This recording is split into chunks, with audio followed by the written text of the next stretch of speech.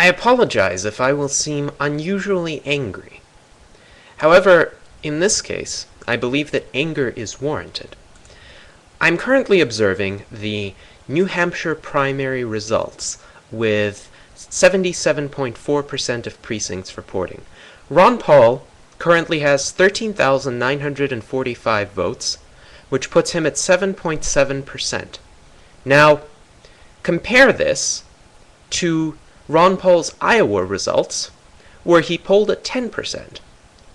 In Iowa, Ron Paul dramatically beat the mainstream media's landline poll estimates that he would get only around 1 to 2%.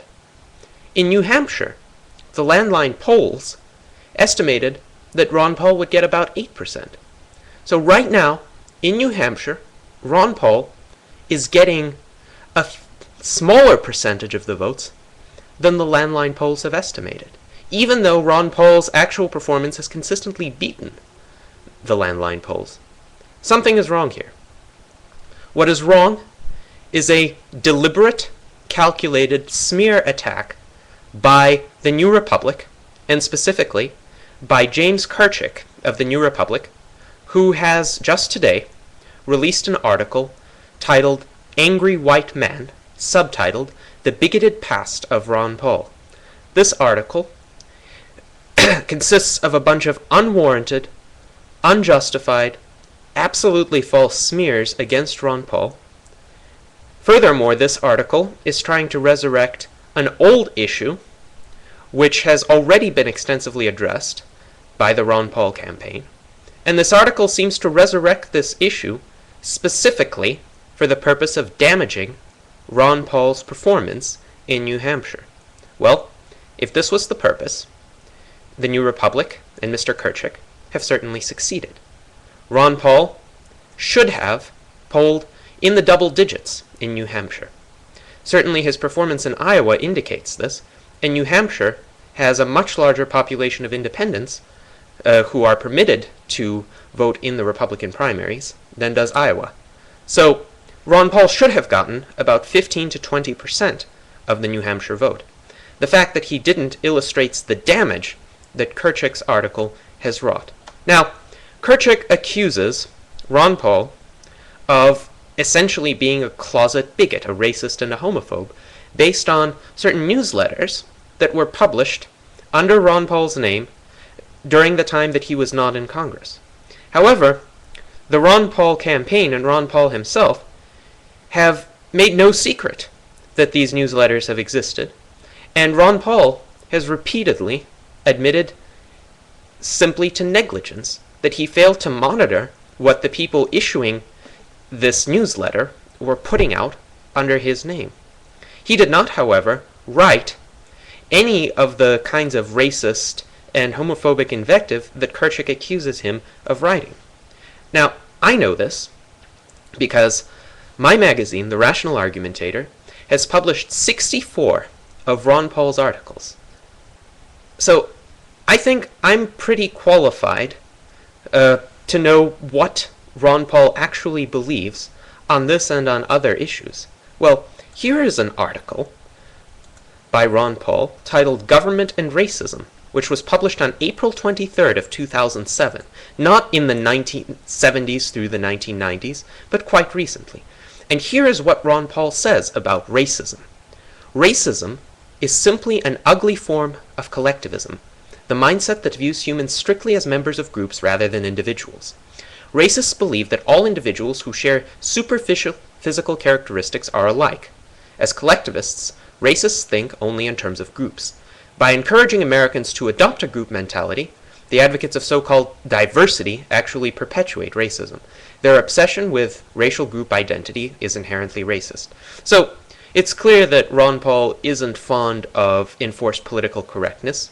He doesn't believe that the government can mandate people not to say certain things or not to engage in certain economic practices, but he also condemns racism as such, as collectivism, and he condemns it in all of its guises. Is this the kind of man who would make derogatory statements about blacks and about gays? I don't think so. Furthermore, Kirchick's article accuses Ron Paul of having made remarks that denigrate Martin Luther King Jr. Well, this is simply not true. It is not Ron Paul's position.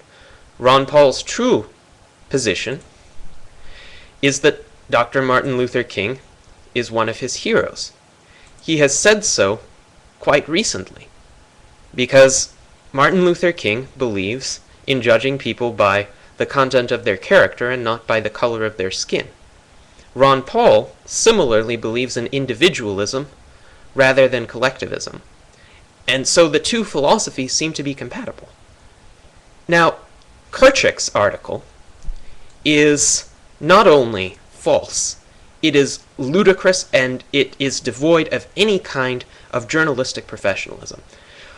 In the article, one of the organizations that Mr. Kirchick ascribes racism to is the Ludwig von Mises Institute. Now, I have written for the Ludwig von Mises Institute. I've had several articles and papers published on that site. And I will tell you that the Ludwig von Mises Institute is not a racist organization. It is a libertarian organization animated by the writings of the Austrian economist Ludwig von Mises and one of his American students, Murray Rothbard, who was essentially the founder of libertarianism in the United States. Both of them abhor racism. Now, what warrant does Mr. Kirchick use to allege that the Mises Institute is a racist organization? He claims that because the Mises Institute has published books critical of Lincoln and the expansion of the federal government during the Civil War, this implies that the Mises Institute is somehow a group of closet supporters for the Confederacy during the Civil War, and ergo closet supporters of slavery. Now, how one makes the leap from being an opponent of Lincoln's policies, many of which have grown the size of government, imposed protectionist tariffs, imposed conscription, suspended habeas corpus, and clearly did not act in favor of freedom in all respects, how one can conflate that with support for slavery is inconceivable to me. And the kinds of mental gymnastics that Kirchick has had to do for the purpose of smearing Ron Paul are astonishing to me. Astonishing to me precisely because it is so difficult to smear Ron Paul, precisely because it is necessary to go to such ludicrous depths in order to say anything negative about the man's personal integrity. Now, one can disagree with his policy views, but one cannot question that Ron Paul is an honest, upright individual who does not conceal what he truly believes, who is willing to espouse an unpopular position to any group of individuals. The very fact that Ron Paul is speaking out against the Iraq War and is the sole Republican candidate to do so indicates his willingness to speak the truth. Now, in an interview with Tucker Carlson recently, Mr. Kirchick accused Ron Paul of speaking in, quote, secret racist code that only the racists and neo-Confederates hearing it would understand, while the rest of us would perceive it to be innocuous. Now, the moment somebody accuses a prominent political figure of speaking in secret racist code, it is the accuser's sanity that one begins to question, not that of the accused.